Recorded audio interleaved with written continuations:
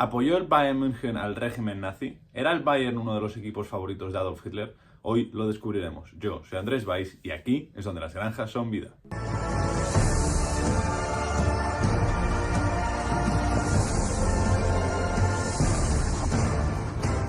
El Bayern ha cumplido esta semana 124 años y por eso es buen momento hoy para sentarse, para desempolvar los libros de historia y hablar sobre uno de los momentos más oscuros del fútbol alemán y uno de los momentos más oscuros de la historia contemporánea del mundo en el que vivimos, para hablar de la época y de los años del nazismo. Para empezar vamos a comentar un poco lo que se suele decir, lo que se le suele echar en contra, por así decir, al Bayern München, aprovechando que siempre se saca a colación el escudo que en teoría el Bayern tuvo entre 1938 y 1945. Seguramente habréis visto el meme de no le preguntes a una mujer X, no le preguntes a un hombre Y, no le preguntes al Bayern qué escudo tenía entre 1938 y 1945. Bueno, esto siempre se suele utilizar para dar a entender que esto demuestra, por así decirlo, una relación cercana, amigable, amistosa entre el régimen que imperaba en Alemania entre 1933 y 1945 y el equipo bávaro, y que por tanto era uno de los equipos del régimen, uno de los equipos favoritos del régimen y un equipo que creció gracias al régimen, ¿no? Un poco lo mismo que se suele decir de Adidas y Puma, aunque con matices muy diferentes. Ya comentaremos lo de Adidas y Puma en un vídeo futuro. Además, siempre se suele aprovechar para decir que es un equipo que se aprovechó del régimen nazi por el escudo que veíais anteriormente y por los años posteriores de gloria, y por decir que el Bayern era un equipo, pues, por así decirlo, más pequeño antes de que apareciera el régimen. Todo esto y mucho más lo hablaremos en el vídeo de hoy.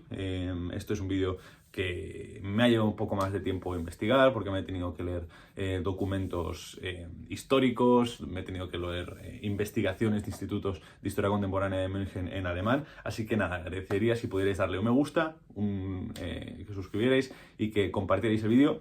Y ahora sí, arrancamos con la realidad y con todo lo que verdaderamente son datos históricos y no suposiciones virales de la gente en redes sociales. Hay que empezar hablando de lo del escudo, ¿vale? El escudo se utilizó en partidos. Debo decir que solo hay una foto del Bayern con el escudo, de los jugadores del Bayern con el escudo mítico, con ese escudo que se suele utilizar del Bayern con la esvástica en el centro, pero esto puede ser también en parte porque durante la Guerra Mundial 1944 el estadio del Bayern sufrió un bombardeo muy fuerte y muchísimos de los documentos se perdieron. Con lo cual posiblemente también se perdieran imágenes de aquella época, eran tiempos convulsos, la gente no estaba para sacar fotos y por eso solo tenemos una, con lo cual tenemos la prueba fidedigna de que se usó, aunque no hay tantos hechos verídicos para decir que se usó desde 1938 hasta 1945. Lo que sí se sabe fue que esto fue una imposición del régimen nazi, que obviamente en 1945 se retiró con la caída del régimen, pero además, y luego lo comentaremos en profundidad, lo que se suele decir de que el Bayern era uno de los equipos favoritos al régimen es mentira. El Bayern era lo opuesto a un equipo cercano al régimen y para nada era uno de los equipos favoritos del régimen, como si lo eran el Schalke o el 1860, el 1860 München. Cada uno de sus casos con sus circunstancias, ninguno de los casos por los propios equipos, ¿vale? Eran todo por el régimen. El Schalke, ya sabéis que lo hemos comentado alguna vez, porque era un equipo ganador antes del régimen y con lo cual el régimen lo ve como una forma de hacer pues un sportswashing particular de aquella época, y el 1860 un poco por contraprestación al Bayern y porque algunos de sus miembros de la directiva pertenecían a altas esferas nazis. Pero esto ya lo comentaremos más adelante. Lo que suele decir de que el Bayern aprovecha al régimen nazi para crecer. Bueno, su primer título de liga en toda su historia es en 1932, el año anterior a que el nazismo, a que el régimen nazi entrara, a que empezara el Tercer Reich en 1933. El Bayern, además, no gana otra liga hasta 1969, cuando ya era la Bundesliga. Es más, no es el primer equipo de München en jugar ni en ganar la Bundesliga, lo es el 1860. Antes de 1933 habían sido campeones de la región de Baviera en varias ocasiones, que eran las competiciones que se organizaban en ese momento, aunque era un club que estaba en crecimiento y no era ni el club principal de Baviera como si lo era, por ejemplo, el Nuremberg o, en menor medida, el 1860. Un 1860 al que, como decíamos antes, los nazis quisieron favorecer, por así decirlo, en lugar del Bayern München. Estaban patrocinados por el Tercer Reich y era uno de los clubes favoritos de los nazis, ya que había varios miembros del club que apoyaban a Hitler incluso antes de 1933. Ya sabéis que Hitler comienza su escalada, por así decirlo, en la imagen pública alemana a través del putsch del bar en München, que eso le acaba llevando pues a la cárcel, al calabozo, escribe Mein Kampf y a partir de ahí pues ya aparece el Tercer Reich. Antes de nada, y entrando ya a comentar lo que es la realidad y por qué el Bayern era un club opuesto a los intereses del régimen y que el régimen más bien odiaba, ¿vale? Adolf Hitler odiaba al Bayern München, es que el régimen nazi consideraba al Bayern como el club de los judíos. Tal y como cuenta el club, debido al trasfondo judío del club, que ahora comentaremos, el Bayern fue discriminado de numerosas maneras. El número de socios, la cantidad de categorías que tenían y la asistencia a los partidos cayó drásticamente. Los 12 años de dictadura terminaron con una posición prominente que tenía el Bayern justo antes de la dictadura por ese título que ganan en 1932, llegando a caer en ciertos momentos a la posición número 81 en la clasificación del Imperio Alemán. Además, 7 miembros fueron asesinados por los nazis por razones raciales, religiosas o políticas. ¿Por qué decía que el Bayern tiene un trasfondo judío? Bueno, vamos a empezar a comentarlo. 2 de los fundadores del club en 1900, Josef Pollack y Benno Elkan, eran judíos, y cuando Hitler llega al poder en 1933, el Bayern tenía 1000 socios, de los cuales unos 50 eran judíos. Y ya sabéis que os he dicho, venían de ser campeones de liga en 1932 con un entrenador que también era judío, como era el austríaco Richard Dombik, que después, posteriormente, iría a entrenar al Barça y en Suiza. En marzo de 1933, justo cuando los nazis entran en el ayuntamiento de München, Kurt Landauer, que era el presidente del Bayern München y era judío, dimitió junto con otros miembros y funcionarios también judíos. Un mes más tarde, Landauer perdió también su trabajo como responsable del gabinete jurídico de una editorial debido a las políticas de exclusión de los judíos. Empezó a trabajar en la empresa de ropa Rosa Klauber, que pertenecía a una familia judía, porque ya no le quedaban muchas más opciones. Un día después de la famosa y triste y trágica Noche de los Cristales Rotos, Landauer fue detenido y enviado al campo de concentración de Dachau, el primer campo de concentración de Alemania, donde fue registrado con el número 20.009. Como exsoldado que había participado en la Primera Guerra Mundial, pudo abandonar el campo de concentración a los 33 días y en marzo de 1939 emigró a Suiza. El sucesor de Kurt Landauer en el cargo como presidente del Bayern München fue Siegfried Hermann, un gran amigo de Landauer y el cargo policial que había ejecutado años atrás la orden del gobierno de Baviera que prohibía a Adolf Hitler hablar en público. Es decir, el sucesor de Kurt Landauer, que había tenido que dimitir como judío como presidente del Bayern, fue un alemán que había dado la orden de no permitir hablar a Hitler en público en Baviera. El Bayern fue desde ese primer momento, desde que llegan al poder, desacreditado como el club de los judíos por los nazis y se resistió a través de muchos miembros de sus filas.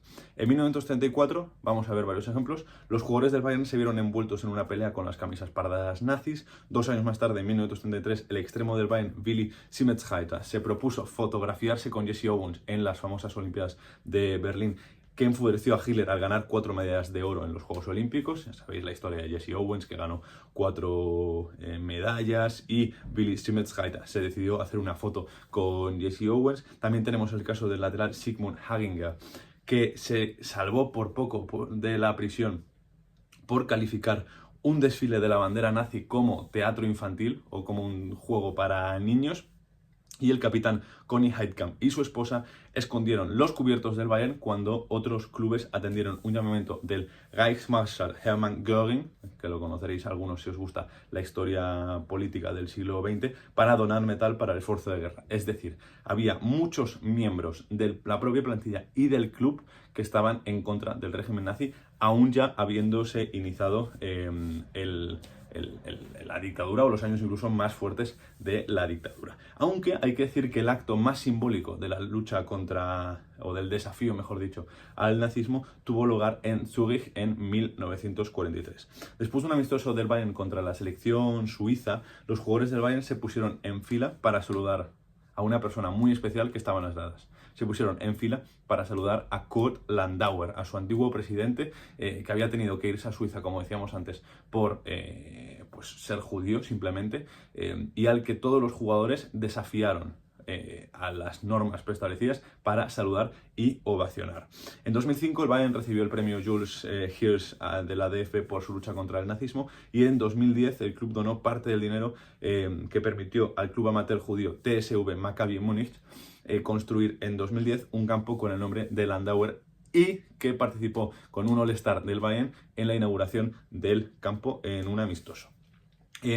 Esto es todo lo que se sabe en cuanto a datos fidedignos, sobre todo lo respaldado por la información del club. En noviembre de 2016 el Bayern quiso aclarar cuál fue su actitud en la época nazi y encargó una investigación a investigadores independientes. Esto fue una respuesta a un reportaje que se publicó en la revista Der Spiegel en mayo de 2016, que defendía que el club se adaptó al nazismo y que no fue ni mejor ni peor que otras sociedades deportivas durante el régimen dictatorial nazi entre 1933 y 1945.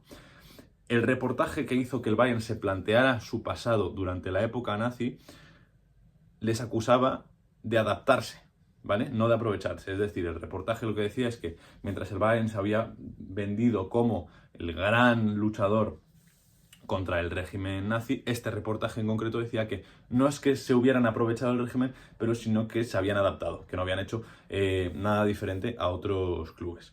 En 2017, como decía, el Bayern otorgó un contrato de investigación independiente al Instituto de Historia Contemporánea de Múnich. El proyecto se llamó El Bayern y el Nacionalsocialismo. Concluyó en 2022. Esto significó que por primera vez un club alemán tuvo acceso a su historia completa durante la dictadura nazi, a pesar de estos archivos que se borraron y que se perdieron por el bombardeo de la Segunda Guerra Mundial. Esto no incluyó la investigación solo a los miembros que fueron víctimas del nacionalsocialismo, sino también a aquellos que fueron seguidores o perpetuadores de esta ideología. El estudio muestra que entre 1933 y 1945 más de la mitad de los directivos de la dirección del Bayern eran también miembros del Partido Nacionalsocialista Obrero Alemán. En este aspecto, ¿vale?, puede sorprender, pero en este aspecto el Bayern no se diferencia de otros clubes, como decía el reportaje del Spiegel. Por otro lado, y aquí es donde la investigación se contrapone un poco al reportaje del Spiegel, el Bayern mantuvo públicamente durante más tiempo a sus miembros judíos y defendió de esta forma a este aspecto y desafió de esta forma al régimen nazi más tiempo que otros clubes de Alemania, que cuando llegó un punto ya no pudieron, creo que fue en 1938, ya no tuvieron ninguna otra alternativa que incluir en todos sus estatutos un párrafo ario en el que definía que solo podían jugar futbolistas arios, el escudo, etc. La conclusión, en resumidas cuentas, es que no solo el Bayern no apoyó abiertamente el régimen nazi, sino que en algunos aspectos se adaptó, igual que el resto de equipos de Alemania, pero que además en cierto grado y en ciertos aspectos se resistió al régimen nazi y desafió de cierta forma al régimen nazi a través de algunos de esos integrantes. Y además esto es la demostración de que, como decíamos al principio, el Bayern no era considerado como propio por parte de los nazis y era un club al que repelían, al que odiaban y al que consideraban el club de los judíos. Esto ha sido todo. Dejadme en comentarios si os ha gustado este vídeo, si os ha gustado esta nueva serie que pueden hacer de desmintiendo mitos del fútbol alemán. Como he dicho al principio, acordaos de suscribiros, dejad un me gusta, compartir el vídeo y nos vemos en el próximo vídeo. Hasta la próxima.